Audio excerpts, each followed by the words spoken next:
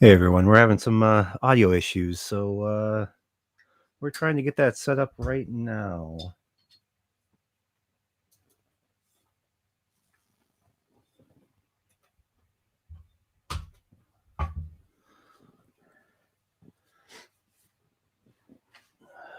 Do you have a cable? You got one? Okay.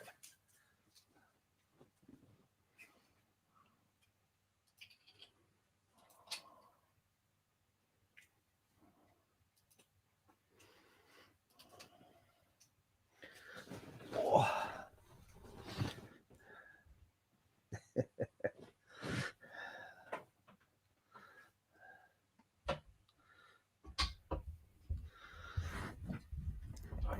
I can repurpose.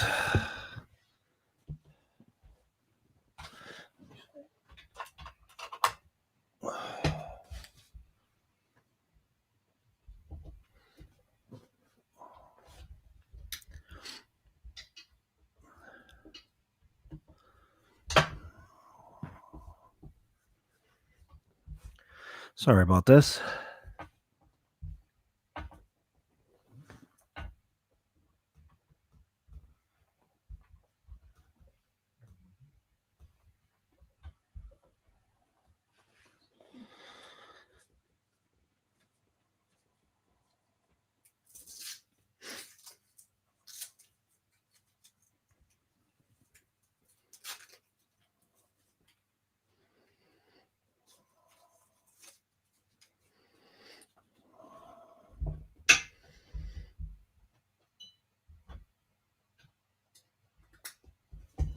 Yeah, you can just pass that through.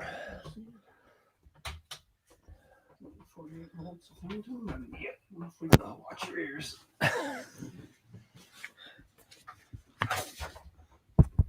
One, two. Oh. Hello? My monitor not coming through. Oh. Hello? Try yours. Hello? No, I'm hearing you through mine.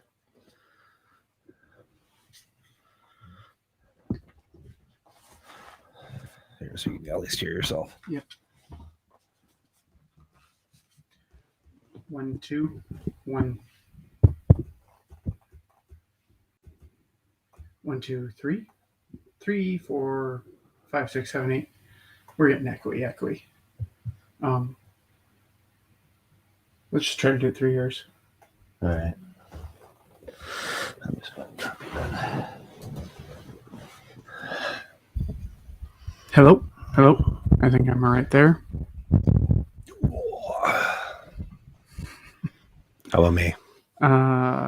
Good enough? Yeah, I think we're close. Try you again. 1, 2. Buckle my shoe. 3, 4. Shut the door. That's good. All right. We're going to have to do this a little bit weird today, so it is what it is. All right. Well, thank you everyone for joining us. Another bumbling episode of Oops Hops Origami, because that's the way it works sometimes. You might want to move in a little bit so you're not getting clipped off there. Yeah. Grab my other liquid here. Make a royal mess of this place before we're done. Absolutely. All right. Here I am. There you are. All right. Well, welcome back from Jamaica. Thank you. As you can see, I got lots of sun. Actually, my one souvenir that I brought back is a jellyfish sting. Oh. Real mild. When did that happen? Thursday night. Okay. I did the things you're not supposed to do with the ocean. You know, you don't go out when the tide is coming in, because that's when all the critters get swept in. Yeah. You don't go out at dusk because that's when all the critters get swept in, and you don't walk in the high grass when it's dark out because you can't see what's going on down there. So no. Yeah, in South Coast there was a lot of seagrass, so it's understandable. Yeah. Just a little thing, brushed right across the top of my shoe, and I mean, I was wearing water shoes, so that was probably good.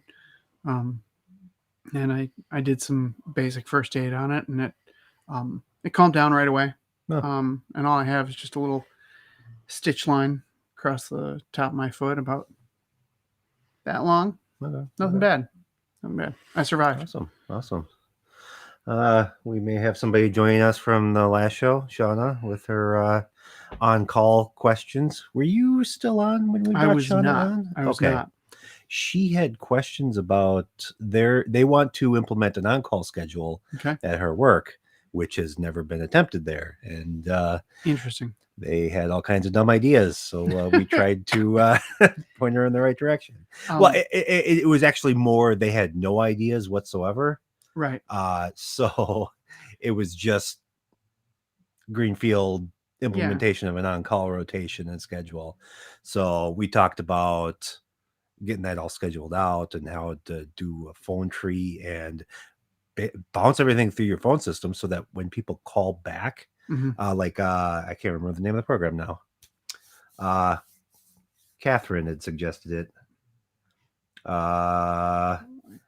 But it you basically run as an app on your phone, and then your calls come into that. And when you respond to people that are calling the on-call, it appears to come from the on-call number. So basically, from your cell phone, you can appear to be coming from the main number on the phone system. There's several things that'll do that. You can do it with Zoom is actually offering a service. I know PagerDuty is one thing. And answer, Katie. Yes, it got. Oh, Mighty Call. That's the one we were thinking of. Yeah. But Zoom has a full, effectively IP telephony system. So like you're taking calls through Zoom. Okay. But the fact that you're taking them through Zoom, that means that as long as you've got a cell phone handy, you can roll with it. Shauna has joined us. Oh, hello. The stunning Shauna has joined us. Oh, hello. Thank you. Hello, Shauna. I don't have a pretty background, so I apologize. Oh, no. You got a Dalek back there. Victory Dalek. That's true. Your background is better than mine. Yes. If I go unfiltered at home, it's you're in good shape. Well, thank you. So we already started talking about you. All nice things. Oh, boy. I assure you. Hey, Katie. I got a little message. Look at that. So do I need to be concerned? No. So last week, well, it wasn't last week. It was 4 or 5 days ago, whenever that was. We had spoke about the on-call situation that was unfolding at your work. I mean, yeah. What has there been meetings on that? Progress on that? What's the state of that?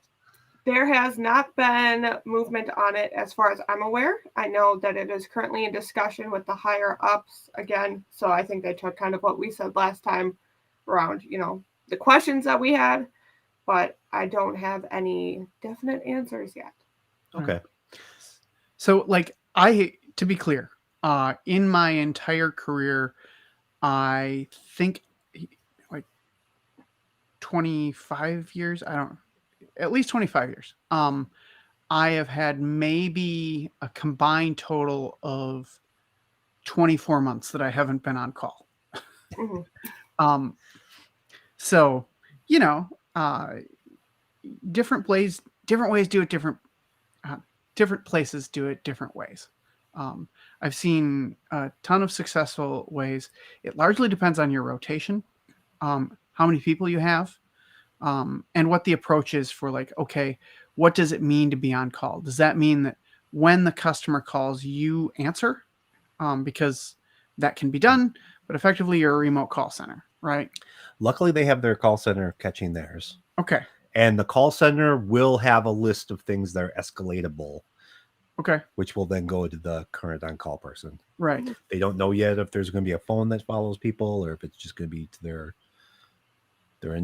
personal phones, because nobody has company phones either, I believe. No. That's correct? Okay. Yeah, I have shared a phone in one scenario. I didn't like it. I don't like carrying two devices if I can help it. And it seems redundant these days. Yeah. We have better ways to do it.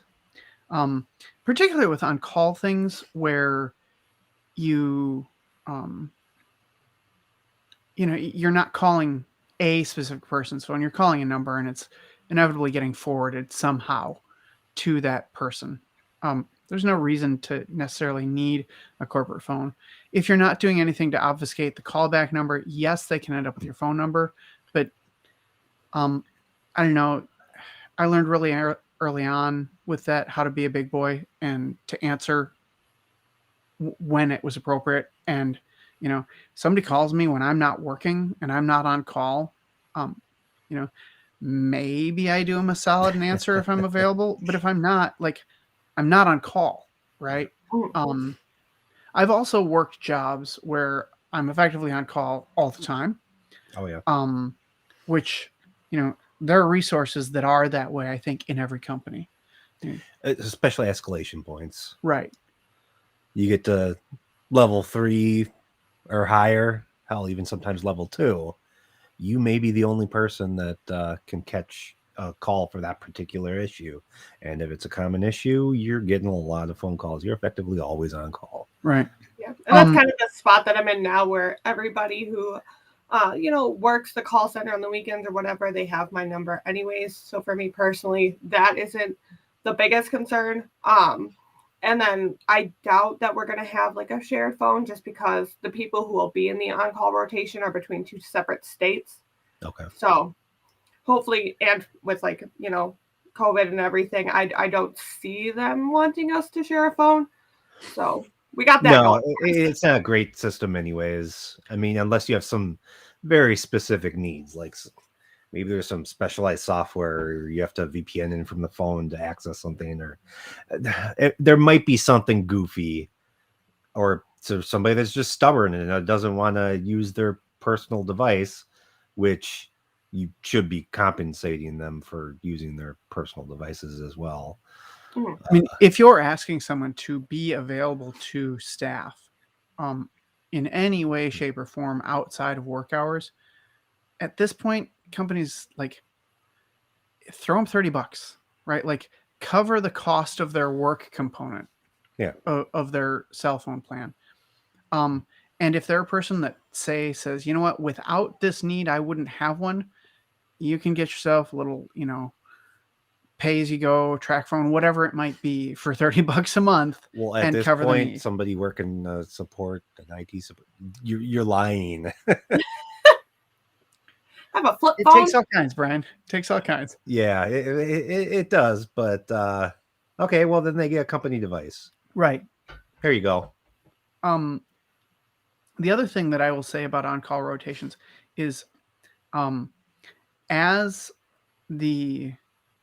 depending on the hours that you're asking people to work, if you're asking them to work to cover evening hours only, just kind of extending the business day, or adding weekend coverage. That was an on-call rotation that I participated in for about 5 years. I worked that kind of on-call rotation. It's, if you have a small crew and that's all you're asking, you can do it on a weekly basis. But one of the things that I've seen happen is actually to do multi-week on-call stretches when you have small teams, because one of the things that's rough about on-call is you are effectively kind of working at a low level. You're always aware of your stuff. Yeah. You're trying to be careful about what you're doing with your life, right? Hey, I don't want to be caught on an airplane for 5 hours if I'm on call this week, right? But if you, when you do that and you've got, say, 2 people on call, if you only do a week at a time, you end up in this situation where you kind of feel like you're basically on call all the time anyway, right? Might be better off doing a month on, month off, or at least a couple of weeks, that kind of longer period, but longer on, but also longer off, can be really successful in making on call more tolerable. Once you get in the swing of it, it's not too bad, but that you definitely notice the first day you go on call. Having done it for 25 years ish, when I go on call every Sunday, I'm I'm on call tomorrow, and there's a ritual. You turn up your volume, you make sure your notifications on, you make sure you didn't accidentally schedule something stupid. And so it's just like, is it a big burden in your life? No. Is it a burden in your life? Yes. And it's something that's kind of unique to people that do on-call work. And it's not like we're surgeons, right? Like, I will say that when you're on call, one of the things that you really need to learn early on is just how much you can drink and still be effective, and at what things you can be effective depending on how much you've drank, right? Like in IT operations, you may be doing things that require a fair amount of mental capacity, and it's really important to not let the alcohol get you in a position where you are overly confident. Yeah. Because like, oh yeah, I can totally calculate that on the fly. No, you can't. You probably can't. Probably not. So luckily in her case, the two teams, one is a team of 6 and one's a team of 2, I believe. Okay. So we had suggested kind of merging those into one on-call rotation. Yeah. Even if maybe some of the people aren't optimal for everything, at least it breaks it up a little bit. Because otherwise, that team of 2, if it was 2 separate on-call rotations, that team of 2 would be hating life. Right. They would have to do longer stretches, as you were saying. So otherwise they would feel that constant, Oh yeah, that's just not cool. When you get to that, like if you're talking about 2 or 3 people, it almost becomes beneficial to do an on-call rotation that is more like, you know what, I'm primary on call until I just can't take it anymore, which hopefully is like 2 or 3 months, and then you hand it off, and like maybe there's a secondary person that you're hoping covers, but there's like, you're almost better off having one person take a long stint on call so they can get in the rhythm of it, reward them well, treat them well, and just let it be. Yeah. And then have it known that like, okay, you're going to be on call for 2 months or 3 months, and then you're not going to be for at least 3 months or 6 months, whatever you can swing, so that people can get back to some semblance of a normal life. I've seen that work. Other people, other situations, not so much. Depends on the stress level. Depends on how many calls you're getting. Like if you're getting a call every day, at like 10 p.m. And expected to be in the office at 8 a.m. fully functional for 3 months straight, you're going to hate your life. There's a bug on my ceiling. Sorry. Oh, okay. Yeah, that's a very long time.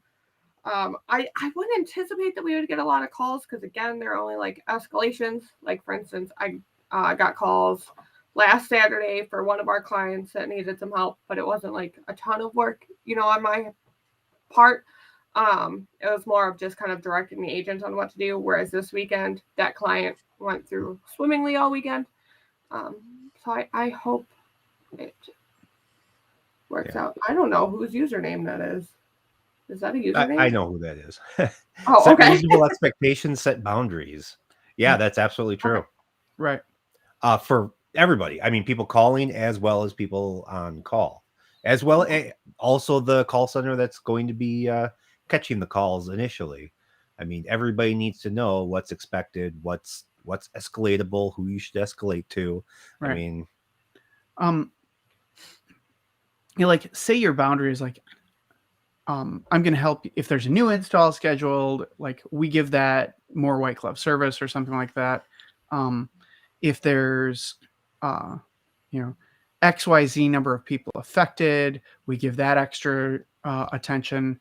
But like, if you forgot your password at 9 p.m. on a Tuesday, maybe you decide that has to wait until the morning. Like if you're calling at 9 p.m. with a password reset because you're desperate to get a piece of work done, that, like, let's be clear, that's probably bad planning on your part. Right? Well, and what's going to make things like that disappear from the on-call escalation path is attaching a tangible cost to that call.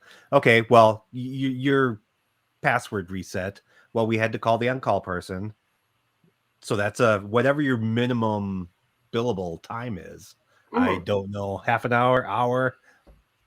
I don't know what I mean, places usually use. so Yeah, I don't know how we bill for our phone calls. I know that there's like a set, like every phone call is at least X. I just don't know what that is. You know, Yeah. that's But out when of it's my all a ballpark. password reset's going to cost you $100. Well, Right. I could wait till morning. It's not Right. that important. Don't forget your password.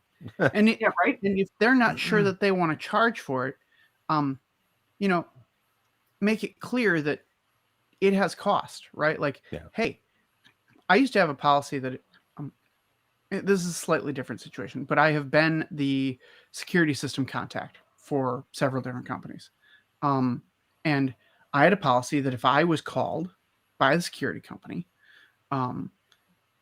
because of some issue and I had to go in, then whatever time it took from the time I woke up until the time I went back to sleep, That's billable. Billable, or that was part of Comp. my workday, right? Like if that meant that I woke up at 11 p.m. and I didn't get back to sleep until 2:30, like I just worked 3.5 hours of my day. So the next day I'm not working those 3.5 hours, or I'm taking them at the end of the week. That kind of real, and let's be honest, that's what the cost is to you as an employee, right? Yeah. And we all go the extra mile and that kind of thing. Like maybe I'd be like, I was mildly, I was awake, but not totally awake, and I was getting rest, that kind of thing. Fine, I'll spot you a half hour, I'll spot you an hour, or whatever, right? But like, I made sure that there was always some real reflection of the impact that had on my life, so that my employer understood that like this isn't free, right? Yeah. It's a reasonable request from you as an employee to make of your employer that like, yeah, you're going to give me an on-call pay, but unless that on-call pay is like triple time, it's like there's real cost to you, because you can't work 24 hours a day, 7 days a week and hope to be effective. You have to have time off. So like rolling that cost in is also like for you as an employee, making sure that you take the appropriate time for yourself and making sure that that's established with your management helps them realize that like, no, we should charge for these things because they have cost, right? For me as a relatively senior person, if I'm out of pocket from like 8 until noon because I was on deployment, it's really apparent to the company that like deployment has a cost. And I'm not the only senior level employee that is out of pocket at that point, right? Like we might have 3 or 4 senior staff, senior technical staff members out of pocket because that's what it takes to do our deployments. They absolutely need to get done, but there's constant pressure within the company to make deployment better, right? Because they recognize those costs. Similarly, if you're on call rotations, like, hey, yeah, you're going to pay me that premium and you're going to give me something back, or not. Like, make sure that there's clear cost so that they're constantly working to limit that exposure, right? Sometimes on call's the way to handle things, but most times not. There's a lot of things that can wait until the next morning. Absolutely. And that's kind of, I think, what I'm interested to see with what upper management decides to do, considering we are a 24/7 help desk and we have been for years now. So kind of seeing what that on-call will really come with. And I would, because you guys are effectively like an MSP, correct?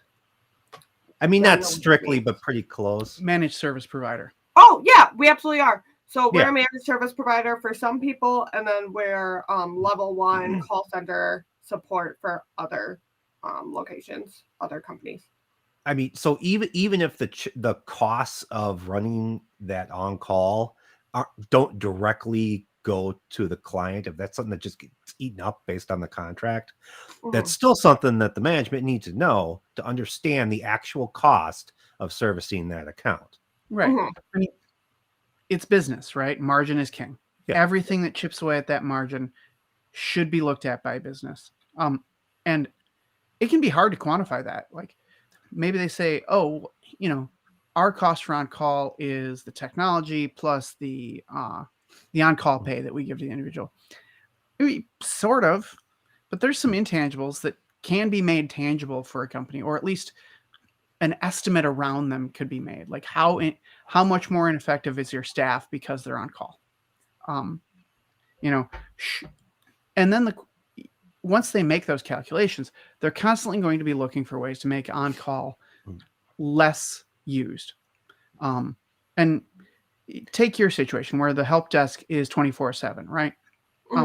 Maybe the method for reducing on-call usage is every time there's a call to the on-call from the help desk, there's like that becomes an immediate work item for how to provide better training documentation to the help desk so that they don't have to make that call. Like what level of documentation and training can we provide to the frontline workers, the people that to make it stop there so it never has to get escalated. Right.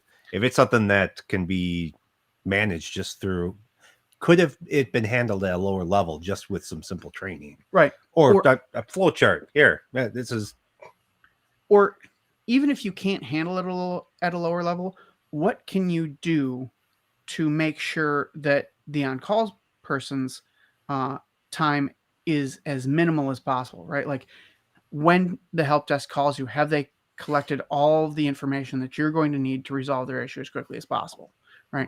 Are they able to give you that information quickly and efficiently? Are they able to act as a go-between, right? Like that person is working right now, right? They're being paid their normal rate for their normal shift. It's way easier if they, can escalate to you and you can communicate to them, and then you can go back to your life. Like if you get a call at 7:00 right after dinner, you're watching a show, fine. Pause your Netflix, take a 10-minute call, walk them through some stuff, and then they call you back 20 minutes later. You get to watch 20 more minutes of Netflix. The impact on you is way lower.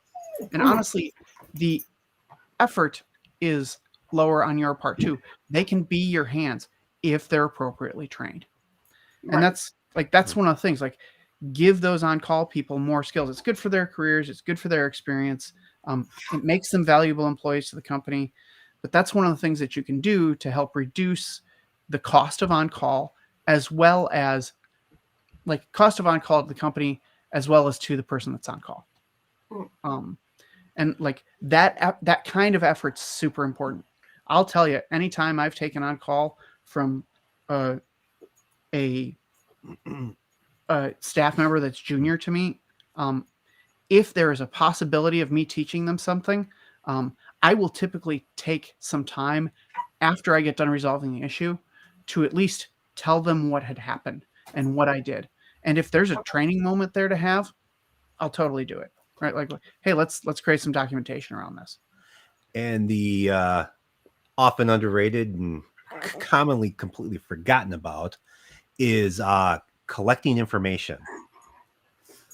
That first person to, even if it's so the call center that is catching that call, are they going to be opening the ticket before they escalate to the on-call person, or is the on-call person going to be opening the ticket? No, because there's a ticket for every phone call, so we'd be working off of whatever. So it's already going to be working an open ticket. Getting them a list of what information needs to be gathered, because ideally, by the time that needs to get escalated, there will be enough information on that ticket to actually be actionable. Versus, well, now I need to call the customer and I need to spend half an hour on a phone call with the customer, just collecting information before I can do whatever I need to do. If all that can be collected up front, or at least as much as possible. I mean, because sometimes there's not even enough information collected to even contact the customer. That should never happen, and that happens all the time. Right. So there is a lot of information that can be collected. Who the customer is, who they work for, what their phone number is, what they're trying to access, exactly what they're trying to access, how they're trying to access it, where are they physically, what site do they work out of, are they at home right now? All those things are things that can very easily be collected by the call center, and that will make the first escalation point, just the on-call person, make their life way easier. because now they might even be able to hop right in and just address the ticket and just call the customer and say, hey, try now. Works? Good. Great. Click. Yeah, that would be ideal. Maybe that's not always going to happen, but the closer you can get to that, the better. Now, the same thing happens if that on-call person has to escalate. Well, they figured out some information that the call center didn't collect. Maybe it wasn't on the list. Doesn't matter. They encounter a problem that they cannot address.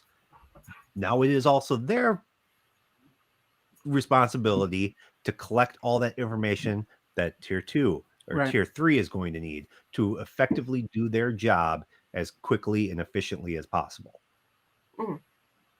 And even if you get to the point where or you can't get to the point where your on-call is providing you enough information, or your help desk is providing you enough information to just resolve the ticket without having to interact with the end user, you can get to a point where you at least like giving yourself that leg forward, so that when you call the end user, you can be like, hey, I heard you're having trouble. I've reviewed the ticket. Let me just make sure we've got everything right. Like, and you run down the thing, and then they know that, like, okay, yes, that is what I told the person. Or, oh man, I didn't realize they thought that. Like, so I've got a ticket here. It says you're working from home. You've been working on this thing all day. Yep. And it says you can't print. No, I can print fine. It just comes out garbage. Right? Like, that's the end user's understanding of it. Like, but does that mean they can't print? Does that mean they can't connect to the print server? Does it mean their printer's junk? Like no pages are coming out, or something's coming out with garbage, or it comes out, but it's just too light, right? Like, it's streaky. It's streaky, right? Like, Did you try rebooting? I will tell you that I've absolutely taken calls from people saying, hey, so-and-so's got a problem. They can't connect to this. I called them like, no, I can get connected. But when I click this button, nothing happens. Okay, let's review. Yep, you're definitely connected. Okay, click the button. Oh, okay. Yep, I see why you think nothing's happening. Something's happening. Here's what it is. Now let me fix it for you, right? Or, wow, I have no idea what that is. Let's gather some more information, right? Because to Brian's point, you're always going to be in a scenario where, well, you might be in a scenario where you have to escalate. I have been in multiple situations in my career where there was no escalation point. I was it. And I'll tell you what, the people that were handing me calls. Escalation is a call to attack. It happens. Yep. It was super useful to get as much good information as possible, because otherwise you just spend a lot of time gathering data. So yeah. Well, and if there's one thing that users or anyone really hates, is getting to ask the same questions over and over. Yeah. Like, I already told this to somebody. Yeah, I know. So good communication between teams. Make sure everything makes it into a ticket. Right. Make sure people are reading those tickets right before they make the phone call. If I will tell you the number of times I've worked with really big support organizations, and I get a call back or I get transferred to somebody, and I'm like, all right, are you familiar with the ticket? Yes. Okay, let's go. And they start answering me questions. I'm like, have you reviewed the ticket notes? Oh, I'm working on that right now. Like, so you're not familiar with the ticket then, right? Like, that's what that means. Yeah.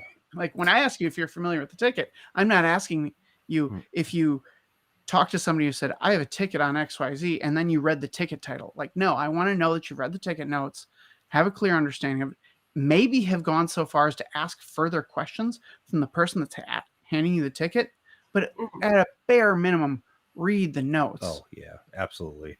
In the rare time that I need to open a ticket with TAC for whatever product, I've already put all that information. That's why I always open tickets online for whatever vendor. By the time somebody sees that ticket, there's already everything I did for troubleshooting. There's tech support dumps. there's any relevant files. Everything is already up there. The first 5 questions they're going to ask me, those first couple of back and forths are already taken care of. Read the damn ticket. If you don't read the ticket, I'm going to hang up on you. I'm going to call my account rep, and they're going to get escalated to your boss, and I'm going to let your boss know how bad you are at your job. I'm sorry. My time is important too. Right. I don't care that. Well, at the end of the day, Brian's coming in. in some way, shape, or Yeah. form, you are paying for that support. Like, you've paid for them to do their job Yes. well. And if they're not doing it well, they're not doing anybody any favors. They're definitely not doing you any favors. Right. And, you know, at the end of the day, I've worked service jobs in some, everybody in ops is effectively a service professional. The end user is king, right? They've got all the information. They've got all the ability to solve the problem. They just don't know that they have either of those things. The number of times where I've had to ask effectively the same question 6 different ways to get the information that the end user has, because they don't recognize that they have it, right? It's not their job to know. Well, Right. yeah. And sometimes there's a language barrier depending Right. on the technical ability of the user. It's not a English versus whatever. It's you're speaking tech at them. Right. They don't necessarily know what you're asking.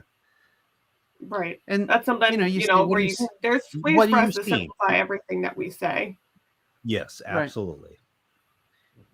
And at the same time, I will say that when working with initial call centers, I've also been frustrated. Like, when I tell them to ask a specific question and they paraphrase that question, it frustrates me, because, like, I've been a support professional. I know the question to ask the end user. Mhm. And when I hand that to another, the person that's actually talking to the customer, and the inevitable response is like, they get a different answer than I needed. And then they come back and, well, they said this. And I said, 'cause okay, what specifically did you ask them? Yeah, you got a different answer because you asked a different question. Right. And I feel it's as though hard. I've had that exact conversation with you. It's really hard. I get it. Like, you're trying to make it your own. You're trying to understand what's going on. I've had this, like, I've been that guy for a TAC call, right? Like, the TAC people are like, ask them this. And I do my best, but sometimes I mess it up too. And no. You need to like, this one word that you excluded from your question is super critical, because they have the experience with it. Like, they know what triggers the right response from people, just out of experience and habit. Mhm. Like, what tells the person to go look in the system tray versus not, right? Or are you paying, you're clicking down in the lower right-hand corner. Are you paying attention to this, like, 6 pixels in the upper left? No. Should you Right. be? Yes. What is it? Right. So, Well, and something as simple as right click on the icon in the system tray. Do they know what the system tray is? right. Once again, it can be simple. What we assume to be super simple terminology that everybody should know, maybe they don't. Even a semi-technical user, maybe they're on a Mac, and you're asking them a question that just doesn't make sense. And people don't like to not know the answer, or appear to not know. So sometimes they will tell you what they think you want to hear. But they don't actually, they're not doing what you're actually asking because they don't understand, but they're not going to necessarily tell you that. It actually takes a fair amount of experience in technical work to get over that, right? Like, the natural tendency is to want to deliver on a request made from you when that person's trying to help you, right?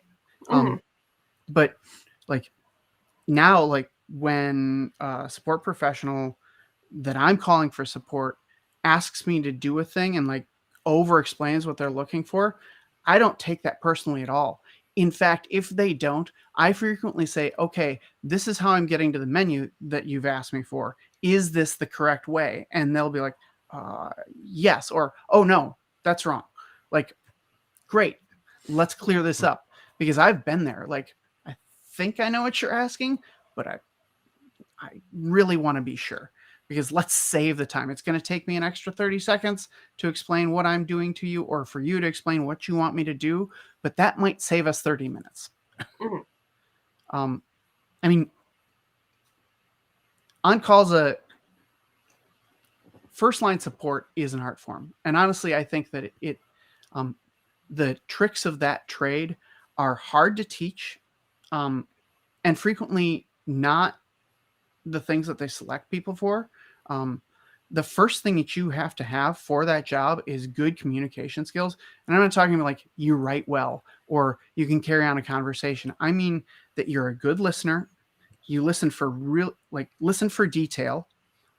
You ask really excellent questions, and you are personable and kind in a way that makes people comfortable failing in front of you. Yeah. Right? Like, self-deprecation is huge. Like, oh yeah, I know how this can be. Like, your job at that point is to make them feel comfortable so that they will give you information clearly and quickly. You got to be able to do that with them. Yeah. And like, that's not who we hire. Like, maybe we get it, maybe they learn it, but it's not what we select for. And you know, it really is. It's an art. Oh, and that's the hardest part to learn. The technical skills, especially what you need at a level 1, they can be pretty minimal. Right. If you can follow a technical script, you'll probably be fine and retain enough details and understand the subject material good enough to answer the logical follow-up questions to get where you need to go. Sure. You can learn that stuff. Learning the soft skills. softer skills. No, you really can't. Well, how the I could never work in. skills. Luckily, I've never been in a help desk in my entire life. Well, lucky you. It's a treat. I believe you. I wouldn't be able to do it. There's no. I don't have the patience. I mean, particularly on the network side, I think it's less necessary to have had a customer service background, but on a systems side, you got to get pretty far into your career, I think, before you're going to be able to be isolated from end users. And the talents for interacting with people actually kind of go hand in hand with some of the talents for troubleshooting in the systems world, because like on the systems side, a lot of things are really squishy. Like, there's how many questions do people ask me, like, oh, why does Windows do this? And my answer is, I don't know. Well, I thought you were like had a ton of experience. I do. And I've seen it. I've set up the same thing in the same way and gotten different results. Right. So I've talked to Microsoft engineers. They don't know either. And they don't know either. And I'm not talking like frontline Microsoft folks. I'm talking about like nearly back-end developer folks. I'm like, yeah, I have no clue why it does that. Well, isn't that your system? Yep. I'm the foremost expert, in fact. Have no clue. And so, like, but the thing about creating that rapport with an end user and gathering information and doing troubleshooting with them is that doing troubleshooting, the questions get different and more complex and sometimes way more technical as you progress further and further in the technical field. But the basic discipline of good questions asked appropriately never changes. Like, and then trying to take the information that you're giving and synthesizing it to direct you towards an answer. Those skills are super important to develop. And once you have them, you're never going to lose them. I think we undervalue frontline support people.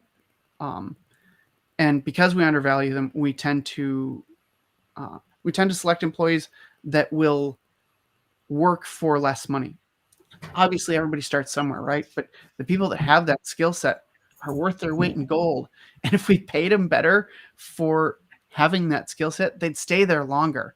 And like a great frontline support person can save so much time, money, and frustration. And frustrated customers are not happy customers, No. right? Like they don't spend more money this week.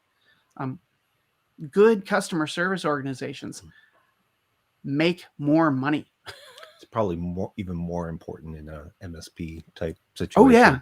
Oh yeah. Maybe even paramount. I worked for companies that cost a little more, but gave excellent customer service. And we had customers that would leave, and a good 50 to 60% of them would come back because they went someplace else that didn't provide the same customer service. It was a little cheaper. The product was roughly the same. And after about a year, unless the cost difference is gigantic, they'd come back because it was so much more painful to use the other product, right? Like everybody's got issues. No system is foolproof, or is flaw free. So your ability to provide good, easy to use customer service is a big differentiator. It's one of the hardest to quantify. Customer service looks like a big sink on any budget. Like the accounting departments hate customer service line item. It's like, well, this is not profit. We're just spending money. No. Marketing spends money too, but that generates sales. You know what else generates sales? Good reputation in the industry. And that does not come from marketing. That comes from support. Yeah. Right. Net promoter scores. Like if you work for an organization that uses them, they understand that you get good net promoter scores because you have a good service component to your business. And the only thing that matters at that point is good service. I will rate a company much higher if I've had good service from them than a company who's got a overall better product, but their service is horrible. Because I'm going to have to call service at some point, right? Right. And, maybe your product saves me 15 hours a year because it's better. But if your support costs me 10 of those, just my frustration level tells me that I want those other 5 back. Yeah. That's one thing I like to think, we have a fair amount of people with a lot of good soft skills. That's a big thing that I'm always pushy on because of how I am as a person. And I know that we've used or have been rated by the organization class. So far, so good in that department. And I plan on helping keep it that way. Good for you. Good. So what other questions do you have about on-call? Thoughts, concerns? I don't think until I get kind of an answer on what direction we're headed, I don't have any as of now, aside from what we covered between last time and this time. I do have notes to take back to them for, when they do come back to our side with that discussion. But I think now it's kind of between the company that we're merging with and the higher ups of my original company to decide on what our on-call looks like to kind of mirror that company's on-call. You know what I mean? So we'll see what happens. Okay. One other thought I had is, and I'll say this to anybody who's considering a job or a career that's going to involve an on-call component. Everybody that's watching this. Sure. It's not just your life. It's your family's life too. Right. And yeah, I didn't have a conversation with my mother about what it was to be on call, but like my wife, when we started dating, knew what my career path was and understood that like this is part of the life. Having that understanding makes on call easier because like, you know what, if your partner is aggravated every time you get an on call, that's rough, right? Like if you're having to fight that battle and take the on call, you're not going to want to do it. It's hard enough already. Yeah. Well, that was definitely a contributing factor to me getting divorced. Yep. I mean, obviously other shit happened, but working 80 to 100-hour weeks.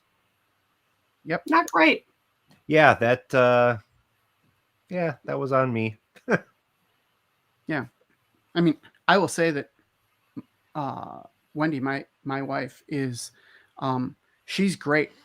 Basically all of her complaints to me, any that she has about on call, are like, are they treating you well enough? Like that's brutal. You've been doing, XYZ for, like, you've gotten the same call 3 weeks in a row.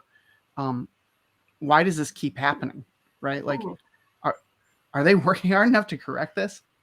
And sometimes it's like, the person that would correct it is me. Yeah. Right. So, no, I'm not working hard enough to correct it. Or, but wait for her to ask the real question. right. Yeah. Right. Yeah. As of so far, I've lucked out with that part. You guys know Brendan and his comment to me getting a phone call last week when I got that unexpected phone call was, it's a good thing you're not in a video call because you look goofy right now. Was because I was dyeing my hair while I got my phone call. Yeah. And I was That'll like, do you know it. what? He's a good sport. It's okay. Yeah. It goes hand in hand. You don't just get to go home every day. It's a little bit more involved being in IT.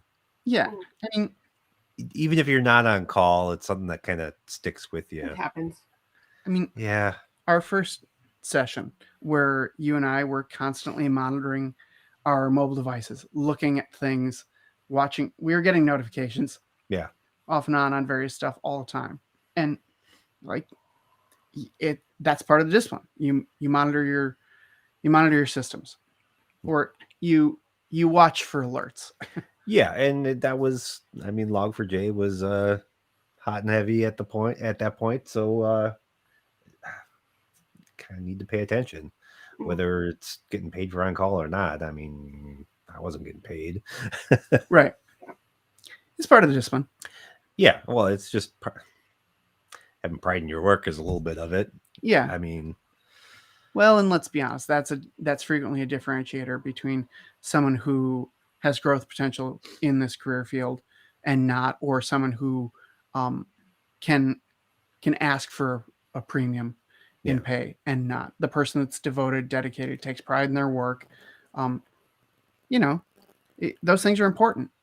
Yeah, absolutely. I mean, I couldn't imagine doing anything else.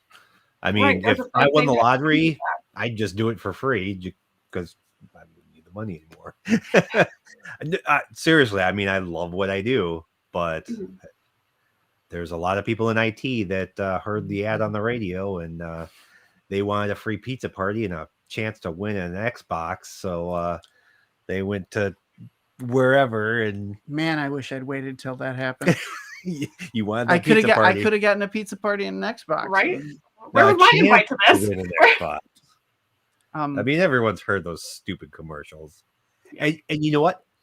Occasionally they do pull somebody into IT that is amazing at IT. But more often than not, it's people that don't have any actual interest in it. It's just, I heard that this is profitable. Well, now if you're not any good at it. They're looking for a job that is more stable and more lucrative than delivering pizzas, right? Like, or whatever it happens to be, right? Like, say you're working, an assembly line and you're sick of it. Maybe IT is the right career for you. Maybe not, right? Like, there are realities to this. That somebody knew exactly who I was talking about. Oh, man. Don't get me started on that. May it rest in peace. Yeah. That's not Soul School, is that? That's been gone for a while, hasn't it? I forget if they're the one that got closed down. It doesn't matter. Yeah, that type. Yeah, we know what that is. And like those non-accredited for-profit, you can't even call them universities or colleges, right? They're training centers. They cost a lot of money. they at this point provide a really marginal skill set. Yeah. And like you can tell a lot about them by how much they spend on advertising. Okay, I spent 20 grand to get my A plus. You Why? what? I mean, Well, anybody that should probably be going into this field could probably do some self-study, read a book, and pass their A plus in a couple of weeks. Mhm. even if they've got the potential in this field, but they're like super raw, you can spend enough time around some computers. And you know what? ITT Tech, yeah, I'm sure there are people that it cost them more than 20 grand to get their A plus. Yeah. Not a lot of other experience either. But then, like, an A plus cert shouldn't, like, you used to be able to get them for like less than $1,000, like a well formed, fully instructor led in-person training course plus materials plus like a couple of shots at a test for under $1,000. Yeah, I don't know what what the pricing is now. That wouldn't be that bad, all things considered. If there's somebody that's how they learn, right. But like you'd get the course materials. 2, you'd get access to an instructor beyond that. Like your instructor was a resource for you as you were continuing to study. Like communicate with them, get messages. Frequently, they were part of an organization that had additional help and support. Like there's a lot of stuff that would come into those. And then there are organizations that are, but still, $1,000 or less for that set of resources. And then you have organizations like, yeah, we're going to teach you IT. Like, oh, okay. How much you can charge me for that? The low price of twice what a university tuition would cost you. All right, like perfect. Yeah, no, go to your local tech school. You'll be better off. Granted, I have my own beefs with them as well. I mean, you guys have met some of them. We've had interns or graduates that have never seen a console cable. They got a degree in networking and they've never seen a console cable. They don't even know what one is for. Right. How you never touched gear? You got a degree and you never actually touched physical gear or even saw it? How is that a thing? Yeah, I think because lots of the internships, it wasn't an internship that required you to do anything particular for that degree. That's why we got the interns, that we got. And then, there's some other times where, like, but we'd also had people that were graduates already and just and there was like some instructors where, I went to some classes with my good old dad, and he fought with some of the instructors because some of the stuff just didn't make any sense sometimes, and so I guess it all depends on who you got, but still in general I would say you were way better off at like WCTC or MATC or any the other like real tech schools versus others. The other places. Other places. The ITT tech type places. I mean, the tech schools, MATC, WCTC, technical college, community college, whatever you want to call them, like that small, effectively local government run educational institution has a really clear mission, and it isn't to make money. Like they lose money all the time, and they can honestly, I would wager that most local governments be like, well, if you're losing more money because you're educating more students who are then going on to become productive members of society, like, great, let's pay more money. Like I, as a taxpayer, support the technical college system. I will. You tell me you need more money for that, and it's not like, well, we need more money for a fancier food court. It's not the locker room situation, it's not we're getting a fancy locker room. You're getting some smart kids out of it.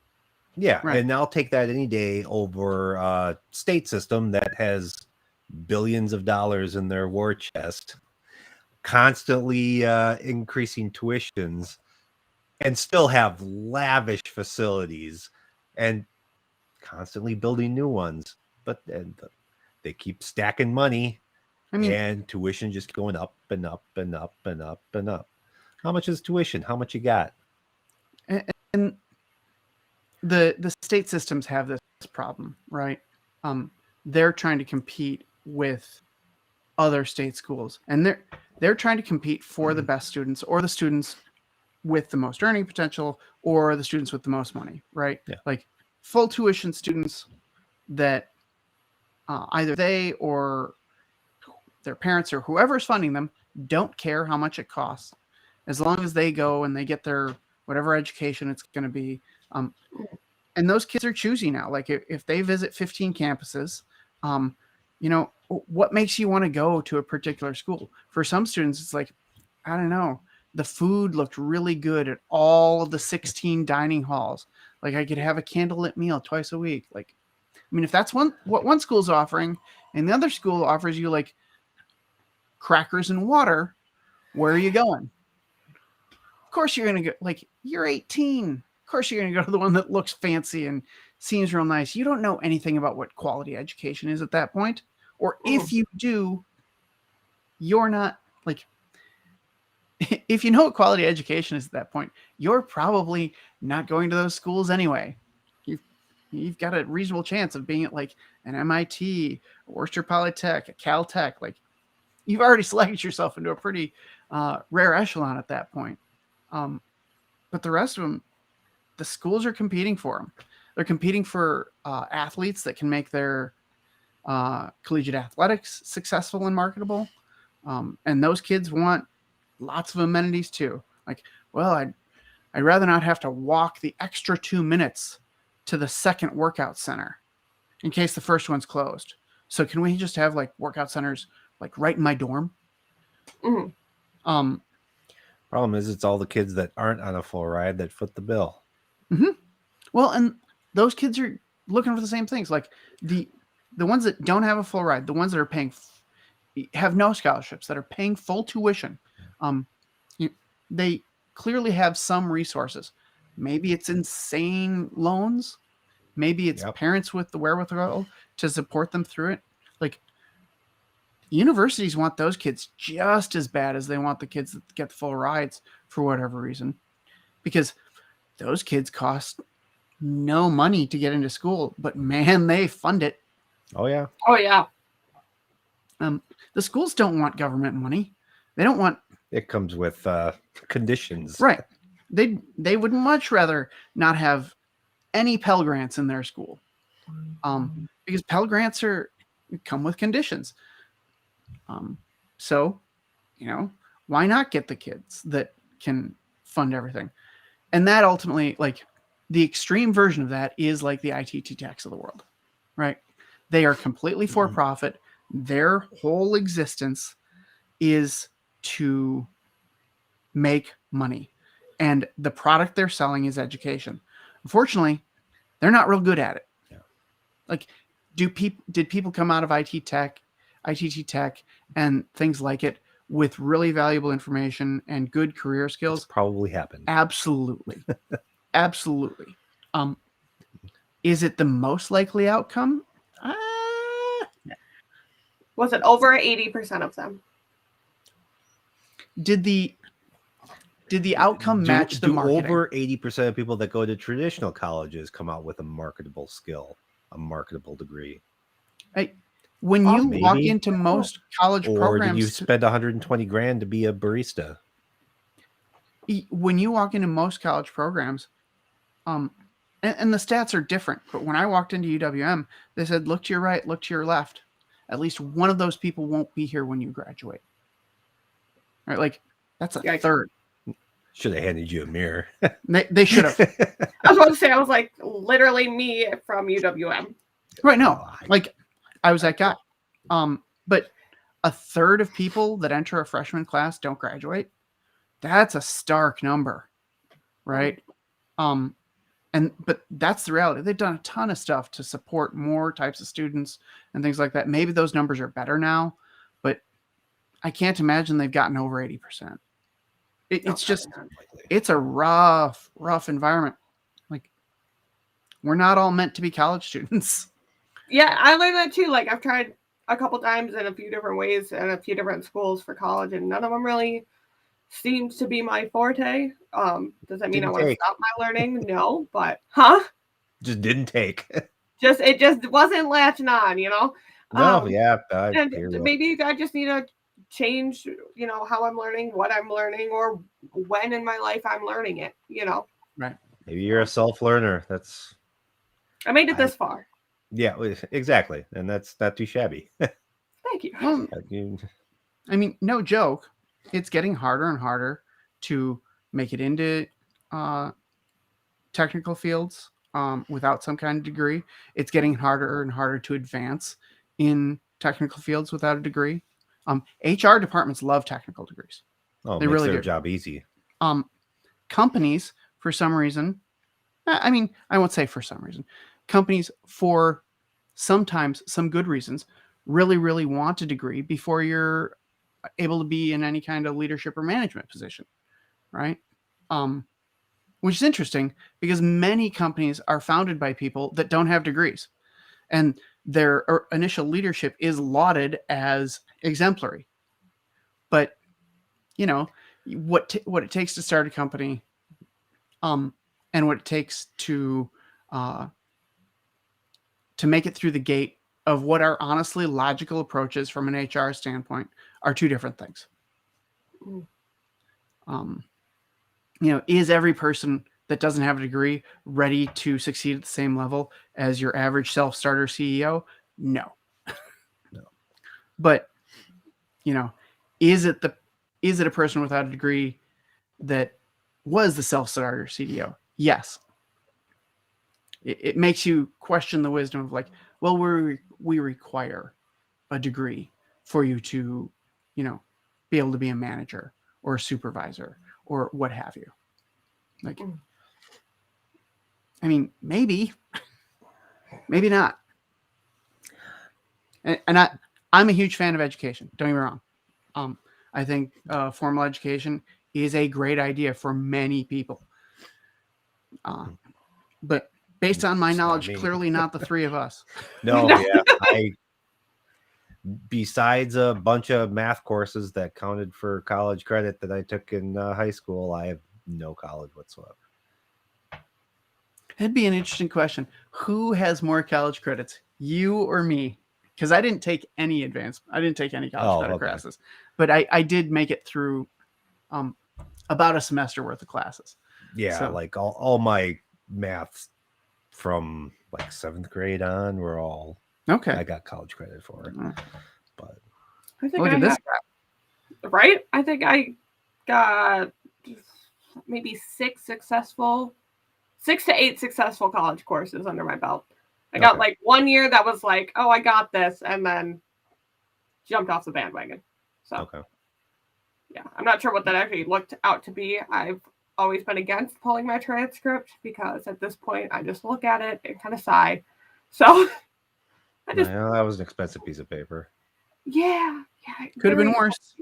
Could have been worse though. I could have kept going and then, you know, stopped then. So yeah, well, it worked out. Your accomplishments should be more important than that at this point, anyways. Right. That's true. I'm very happy with where I'm at. That's good. All right. So what do we got for 3 loyal viewers today? Yeah. Not too shabby. Whatever. Yep. I'm always interested in the numbers. We're doing this more for our own amusement than anyone else's, so whatever. True. I have tried to spread the word a little bit amongst my coworkers. If you want to nerd out on a Sunday night video podcast. Yeah. I'll probably have to push a little bit more before I can get anybody to watch me on a camera. They have to deal with me during the workday. So. Oh, yeah.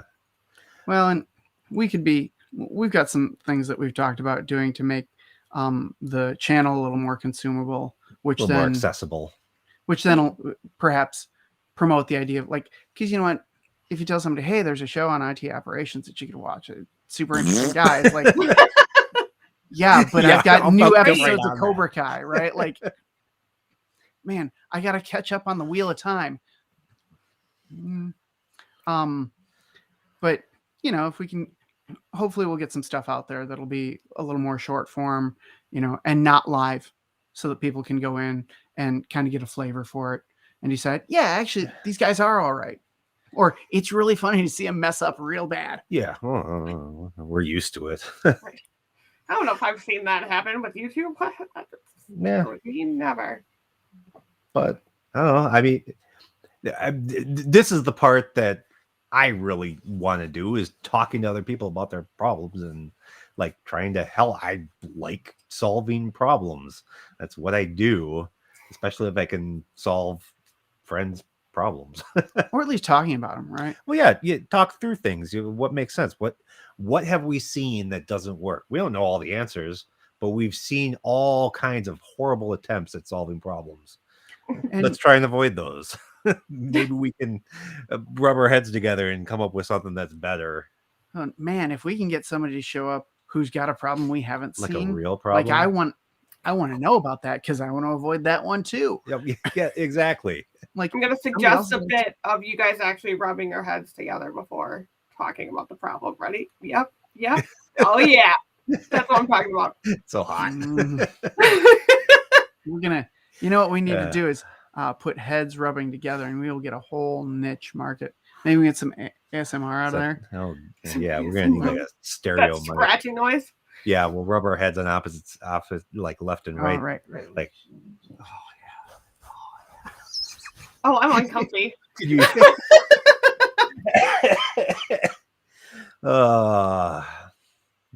So, if you can't get people on your, are you sure? That was it for you, huh? That was it for you? Maybe. No. I have told you guys they're much. That's where the line is. After all these years, that's where the line is. Yeah, you got it. That's what it is, guys. It's your hair on the microphone. I don't mind. Yeah. Well, this doesn't need to be a 2-hour extravaganza if we're ready to wrap up. I don't know. Yeah. That is totally up to you guys. Well, thank you for joining us. Thank you for having me again. We're gonna try and get a tighter schedule, maybe every Sunday. Yeah, I think so. Unless I'm barbecuing a brisket. Oh, I think you're always supposed to wrap them. I mean, wrap in what? Butcher paper. What am I missing? You could wrap it in bacon. Yeah, wrap it in well, bacon is the tastier version of butcher paper. You new slogan. Yeah, I know. Yeah, you smoke it for a certain amount of time. You wrap in the butcher paper and you just let it rest. Right. No, like you're doing something like it lets all the juice. Right. Something to seal the juices in. Right. Oh yeah. Wrap it in bacon. So you do It'll that seal before, the juices in too, or at some stage in the middle of the smoking is when you'd wrap it in bacon, and then you wrap it in paper. You gotta.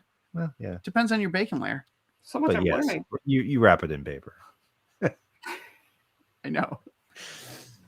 So one of these in the summer, you're gonna have like a live during a cookout, and then you can show everybody how to like. I mean, we've talked about doing like live on location. Like there's some local restaurants and bars that might be willing to host us. Yeah. And I mean, honestly, I'd like to talk to some local business owners about their IT problems, right? Like it may have been a while since I was dealing with small business size problems, but at the end of the day, they're real similar to large business size problems. It's just scale. And there's very few new problems. Right. I mean, even if it's, I hate how bad QuickBooks is, right? Like, because let's be honest, if you're a small business, you're probably using QuickBooks 50, and probably 50. hate it. Right. Like, okay, how do you make the QuickBooks experience better? Maybe the answer is you don't. But maybe the answer is, XYZ. That could be interesting. Or, I don't mind my software, but my computers always suck. What can I do? Like how to get the most value for my dollar in my computing purchases as a business. Yeah. Or heck, maybe somebody doesn't even so much have a question. They just want to complain and vent. Maybe we'll find a question to be answered in their venting. That would be fabulous. So if you know something, if you hear something, Shauna, that people, small business providers or customers that you think want to vent, probably don't turn them towards our channel because like you may get fired for that. But I mean, not that we're super offensive or anything, but it's painful to watch. Yeah, it's painful to watch. Yeah. You I'll think keep my these eyes get and ears better open. over time? I mean, nope. this is only like a fourth one. Well, fifth one if you can count the first tech one, but that's unpublished. That was the main channel wasn't ready yet. Yep. So I figure we've got to do at least 2 or 3 more of these before we can really have enough experience and sample size to critique ourselves adequately. absolutely. It would help if we had slightly more viewership, but you know what? Well, it's a format that thrives on interaction. It does. So when you don't have interaction, it kind of all is on us. That's why, hey, anybody wants to come on, by all means. Because Brian and I can talk about anything. Because we need somebody to talk to and play off of. If it's just the two of us, we'll go way off into left field and talk about God only knows what. I do have someone that I may be able to push towards you guys because he is entering the world of IT and working his first call center job ever. Oh, yes. What's he doing next Sunday at 8 p.m. Central? Well, I can tell you because he lives in my house. He'll be ready. Oh. Yeah, Brendan has left construction and is now taking level 1 IT support for banking machines. Okay. All right. So he's having a great time. Actually, he really likes it so far. So, let's see what 3 weeks in we can get out of the guy. Yeah, sure. I mean, that is a conversation that we can have multiple times. Like, I remember vaguely the start of my career, but it's been a while and I have blocked a lot out. Yeah. That's all PTSD now, I have some fond memories and I'm not even sure if they're real. Maybe they are. But yeah, it'd be great to talk to him and then, check in with him again. That sounds like a ton of fun. Well, I will talk to him. We'll see what I can do. Yeah. Awesome. If he's interested, we'll definitely do it. If he's not quite ready yet, well, we'll do it in 2 weeks instead. Sounds good. All right. Cool. Well, do you want to have a good evening, Shauna. Yeah, come here. Say bye. What do we got? Last visitor. Oh. Have a good night. All right. Thanks for having me on, you guys. We'll talk to you later. All right. See Talk ya. to you later. Bye. Bye, Shauna. All right. So yeah. I think that covers. I think that covers it for this week. Good. Yeah, hour and change. That's plenty. And plus, we got another one earlier this week. That's pretty good. Well, yeah, I was only Tuesday. Yeah, I mean, the Jamaica special. Yeah, so this is the Post-Jamaica special-ish. Ish. Almost an hour and a half. Hour 20, hour 18. That's whatever.